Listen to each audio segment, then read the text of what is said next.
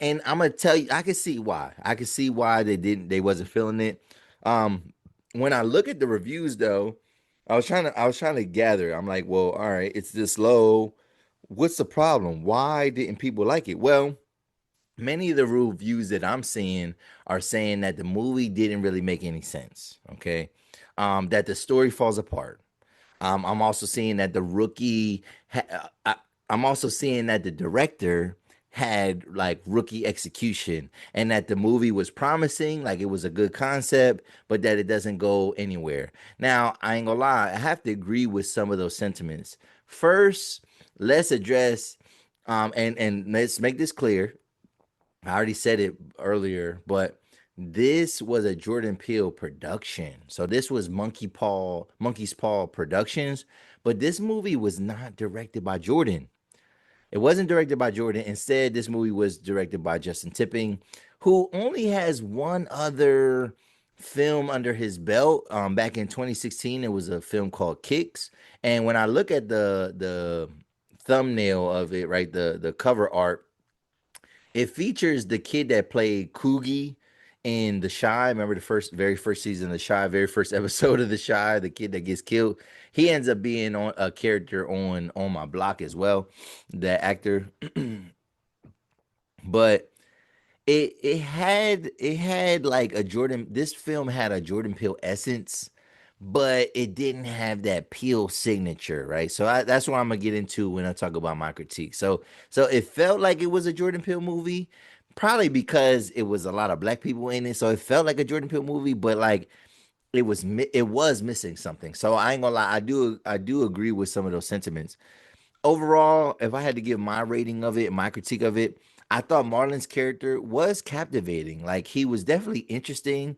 People said it should be considered for an Oscar, and I ain't gonna lie, I think that's a little bit of a stretch. Like I think he did play an interesting character. He was captivating, but I think people that are saying that probably haven't seen Marlon Wayans play in too many serious roles.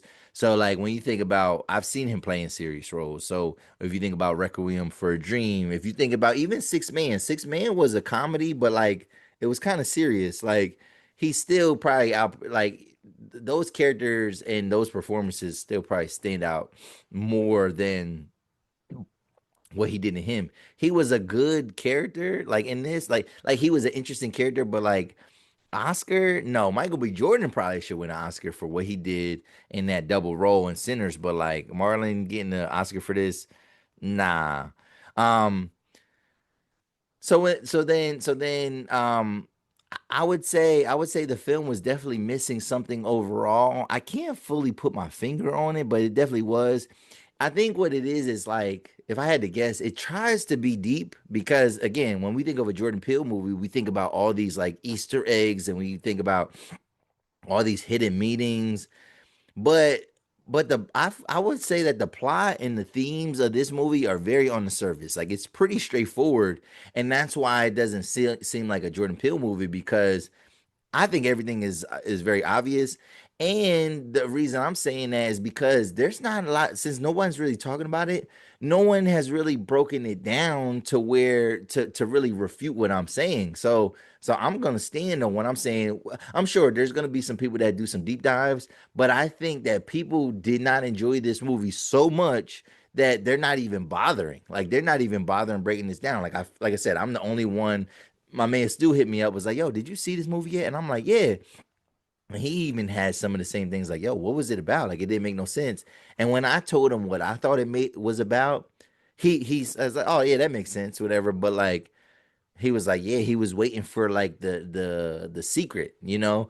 And I was like, nah, I don't think it's a secret. I think they're just kind of telling it like it is, right?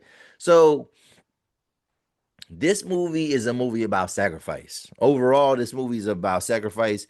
And the question is, what are people willing to sacrifice in the name of success, right? In order to be successful, what are you willing to give up?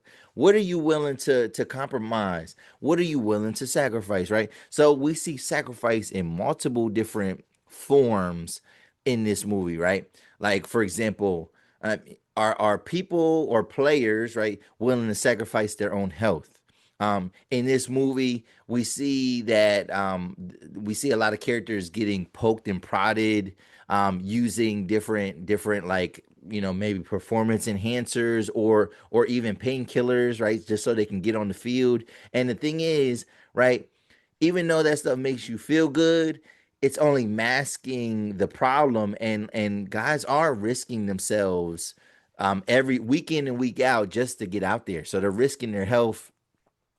There's even some stuff in here where, and again, it feels like performance enhancing, but like guys are getting blood transfusions, and I think it's trying to have satire of like, yo, all the different ways that athletes go above and beyond to get some type of competitive advantage, right? And they do the weirdest shit, right?